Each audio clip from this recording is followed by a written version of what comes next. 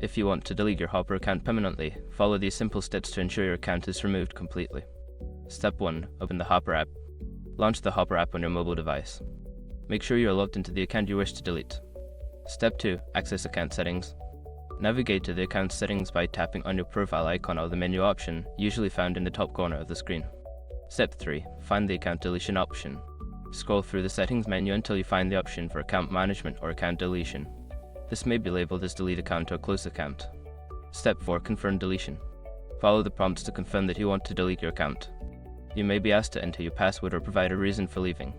Step 5. Check for confirmation. After confirming, check your email for a confirmation message from Hopper.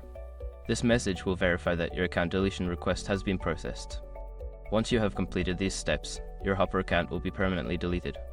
If you have any further questions or need assistance, consider reaching out to Hopper's customer support.